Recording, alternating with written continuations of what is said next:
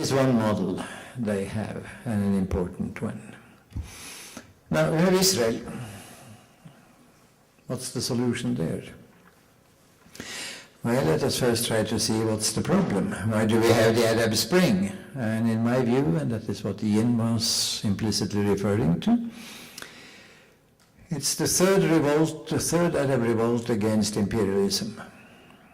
The first one was against the Ottoman Empire, which possessed them for 400 years. But the Ottoman Empire was not the worst of empires. I've seen them worse, much worse. In addition, it was Muslim. Islam was not suppressed. And Islam has something that Christianity doesn't have and Judaism doesn't have. Islam talks about the religions of the book, of the Kitab. The Kitab being, of course, the Old Testament, the Torah, if you will, from a Judaic point of view, the Old Testament from a Christian point of view, the Quran from a Muslim point of view.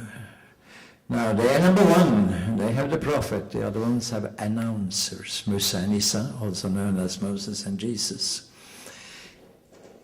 Islam is much more tolerant than we are for those religions, for those inside. So, a state with Jewish characteristics has recently moved to call itself a Jewish state. I, as a mediator, came up with what to me is the solution in 1971, and I'll share it with you immediately. It's a 6-state community of Israel with the 5 bordering Arab countries. They are Lebanon, Syria, Jordan, Palestine, fully recognized according to international law, 242, 194, and so on. And Egypt. What's my model? The European Community from 1st of January 1958. Don't pay too much significance to the Euro crisis. I'll share with you one secret, they'll solve it. I am much more concerned with the US economy, and the people who are concerned with Europe, thank you so much. It's very nice to read your deep compassion. But be more concerned with yourself. You have a couple of problems, my friend. I'll not go into them now. I'll just say, there we had a model. Germany with its 5 neighbors. So I give a talk about that in Tel Aviv, in Jerusalem. And I know exactly what they're thinking. Aha, you're comparing us to Germany. Thank you. So I say that to start my talk. I know you will be thinking and comparing you to Germany. Yes, I am. I'm not saying you're Nazis, although some of you are a little bit on the borderline. Watch it.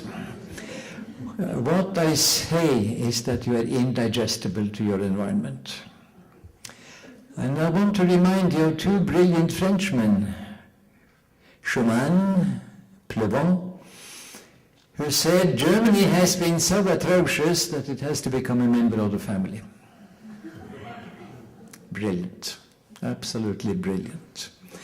So I'm looking for, and I have been looking for 2 Arab presidents who say Israel has been so atrocious that it has to become a member of the family.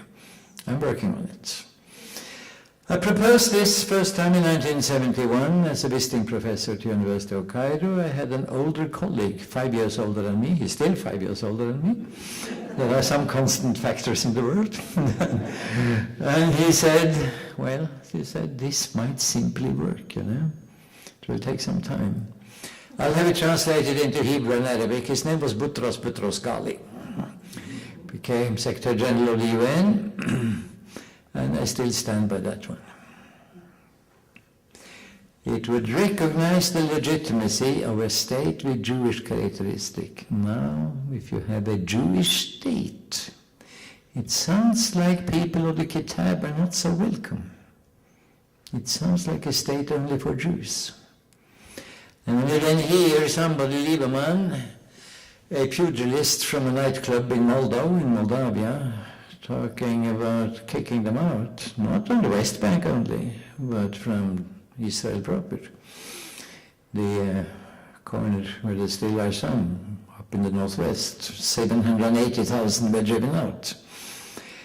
Then you start wondering what they're up to. Israel, take care. Be careful. Don't run across into the abyss. You are quite close now. And your car is heading in the wrong direction. So let us now say that the Arab Spring is a revolt against the Third Empire. The second was the Western one that came through the Sykes-Picot Treason. And the third one is the US-Israel one that came when the US turned against the French-English war with Israel against Egypt, 29 October 1956. That's what it is about, because that empire consolidated itself by appointing elites in a number of countries that could do whatever they wanted to do as long as they were not against US-Israel. Those elites are what they are fighting. So let me stop at that point, and I was struck today by the lack of solutions. So I have tried to indicate something. Sorry for talking so long. I can tell you when I'm mediating, you will not believe it, but I'm almost silent. Well, let's put this to the test a little. What would you do about Syria? Syria is a situation where we use the word insurgents, the fighters, the rebels, whatever is the appropriate word, they can't win, but by the nature of asymmetrical warfare, it can go on forever. Conversely, this hideous government, they can never control all of their territory. And there are some very serious downsides of the country splitting up and ending up being a Somalia on the Mediterranean with substantial chemical and biological arsenals up for grabs. But there's also an inside-outside war, because it's essentially a surrogate war in many ways between Iran and Saudi Arabia. The Americans are sitting on the fence because they simply don't know what to do. And likewise, the Israelis are actually happier, I think, with Assad and quite nervous about the Muslim Brotherhood. And the Muslim Brotherhood, by the way, consider Assad an agent of the Israelis, to give you a sense of how they feel.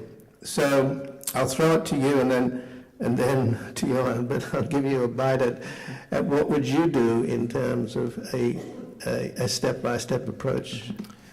Well, first of all, as along with Johan, we were among the very few who predicted the Egyptian revolution, but I did not predict Syria. I figured that civil society was too weak, the secret police was too strong, and even though I had no doubt of the ruthlessness of the regime, I thought they'd be a little smarter.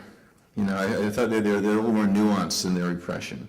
I mean, I think if they had done similar to what we saw in Jordan and Morocco, for example, and done a few significant, if minor, reforms and not been so heavy-handed with the repression, they might have nipped it in the bud. But instead, they came down so hard, so brutally, that even though they've, at least claimed to have been offering some major reforms subsequently, it's clearly too little, too late. The trust is completely gone. The legitimacy of the state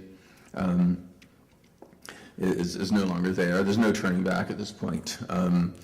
Assad is going to go. The regime is going to fall. The question is how long and how many people are going to have to die before we get to that point. It's trickier than the other Arab revolutions that have succeeded. Ben Ali, Salah, Mubarak, Gaddafi was very much one-man rule. Gaddafi, for example, had alienated everybody. I mean, really. But Syria, it's not just Assad. In fact, there's some debate of whether, if he's really the most powerful force in the country even. It's more of an oligarchical system.